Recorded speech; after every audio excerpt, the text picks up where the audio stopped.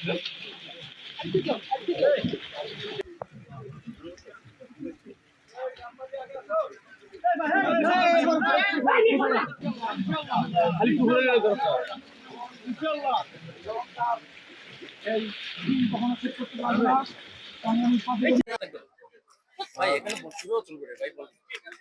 পেরিয়ে আমরা এখানে এসেছি। আমি আগেই বলছিলাম যে এতদিন আমাদেরকে উন্নয়নের যে গল্প শোনানো হয়েছে তার প্রমাণ আজকে নিজ চোখেই দেখে গেলাম যে বাংলাদেশের একটি অঞ্চল সরকারের তথাকথিত উন্নয়নের যে কথা বলা হয়েছে এটা যে সম্পূর্ণ ভাউতাবাজি ছিল, এটা যে সম্পূর্ণ মানুষকে প্রতারণা ছিল, তারা প্রমাণ যে আজকে এই এই যে এলাকা, এই এলাকায় উন্নয়নের কোনো ছোঁয়া লাগেনি, না আছে কোনো রাস্তাঘাট, না আছে কোনো যোগাযোগ ব্যবস্থা। এটা এরা তো আর বাইরে বাংলাদেশের বাইরের কেউ না, ইনারা তো বাংলাদেশেরই মানুষ। শুধু দুই একটা পদ্মা সেতু আর ফ্লাইওভার ঢাকায় দেখিয়ে মানুষকে আপনারা যেভাবে, অর্থাৎ গত ফ্যাসিস্ট সরকার যে কাণ্ড করেছে, যে ধরনের প্রতারণা করেছে জনগণের সাথে, সেটা আজকে আরো নতুন ভাবে আমরা এখানে দেখলাম। আমরা যার বাসায় এসেছি সে সম্পর্কে আমাদের আমরা বিএনপি পরিবারের আহ্বায়ক আতিকুর রহমান মুনমুন বলেছেন যে এটি শুধু পরিবারের গৌরব নয়, এটা এই জাতির গৌরব। ধর্ম বর্ণ নির্বিশেষে এই জাতিকে আমরা গড়ে তুলব, সেই যে আমাদের মূল মন্ত্র, সেই মূল মন্ত্রের একজন যিনি এটিকে ধারণ করেছেন তিনি হচ্ছেন ঋতুপর্ণা চাকমা।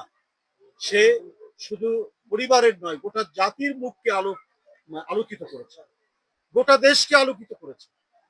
এই বাংলাদেশের এক সোনার সন্তান, আজকে তার মা দুরারোগ্য ক্যান্সার ব্যাধিতে এখানে বিগত ফ্যাসিস্ট আমলে যে শোষণ হয়েছে, যে জুলুম হয়েছে, যে নির্যাতন হয়েছে, যেভাবে প্রতিভাকে, দেশের প্রতিভাকে আপনার ঢেকে রাখার চেষ্টা করা হয়েছে, সেইটা দেখার এবং সেটাকে উন্মোচিত করে সত্যিকারের সোনার সন্তানদেরকে পাদপ্রদীপের আলোর সামনে নেওয়ার ব্যবস্থা আমরা এখনো দেখছি না।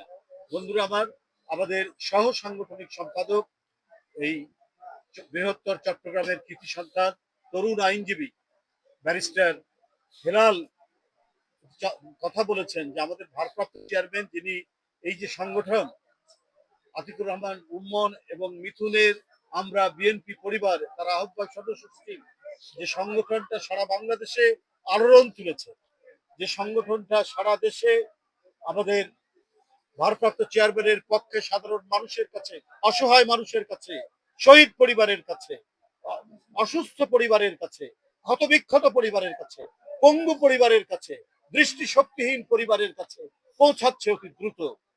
তারেক রহমান নিজে কখনো বলেননি যে আমাকে প্রধানমন্ত্রী হতে হবে, আমাকে ক্ষমতার কি বলে যে মসনদে বসিয়ে দাও। তিনি কিন্তু নীরবে নিভৃতে সুদূর হাজার হাজার মাইল দূরে থেকে তিনি প্রতিদিন সংবাদপত্র, টেলিভিশন এবং সামাজিক যোগাযোগ মাধ্যম, এই প্রযুক্তির মাধ্যমে দেশের কোন অঞ্চলে কোন মানুষ কি অবস্থায় আছে সেটি তিনি দেখছেন, লক্ষ্য করছেন এবং আমরা বিএনপি পরিবারের নেতৃবৃন্দকে তিনি নির্দেশ দিচ্ছেন যে দ্রুত তোমরা চলে যাও। তাই আমরা ঝড় দেখিনি, বৃষ্টি দেখিনি, পাহাড় দেখিনি, খালবিল দেখিনি, আমরা সেখানে পৌঁছানোর চেষ্টা করছি। আমার বিশ্বাস সৃষ্টিকর্তা ঋতুপর্ণা চাকমার মাকে সুস্থ করবেন।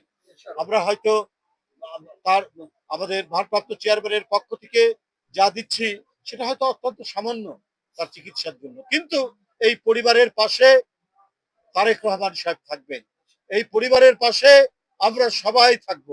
কারণ এই ঝড় বৃষ্টি এখানে সাংবাদিক রনি এরা যদি চলে আসতে পারে, ঢাকা থেকে ব্যারিস্টার হেলাল যদি চলে আসতে পারে এই ঘটনা শুনে, সুতরাং আপনারা মনে করবেন যে এটি নিঃসন্দেহে বিএনপি পাশে থাকার একটি দৃষ্টান্ত। সুতরাং আমি এই পরিবারের কাছে বলতে চাই, আপনারা নিজেদেরকে একা ভাববেন না, আপনাদের পাশে বাংলাদেশের বৃহত্তর রাজনৈতিক সংগঠন বিএনপি আপনাদের পাশে আছে এবং তার নেতা তারেক রহমান সাহেব আপনাদের পাশে আছে। কোন রাজনৈতিক ডামাডল বিএনপির যে সমাজ উন্নয়নমূলক এবং সমাজ সেবামূলক কোনো কাজকে ব্যাহত করতে পারবে না। এখানে সে আপনার সংস্কারের কথা বলুন, আর আজকে যে নির্বাচন নিয়ে নানা ধরনের নির্বাচনকে পেছানোর নানা বয়ান আমরা শুনতে পাচ্ছি, সেগুলো কোনো কাজে লাগবে না। আমরা চাই এই সমস্ত মানুষ যারা এখানে আছেন, তারা তাদের তারা হচ্ছে শক্তিশালী। তারা নির্বাচিত করবে কোন দল ক্ষমতায় আসবে, তারা নির্বাচিত করবে কে এমপি হবে। এই এলাকার কোন লোক কাজ করেছে মানুষের, তাকে ভোট দেওয়ার অধিকার তো এই সমস্ত মানুষের।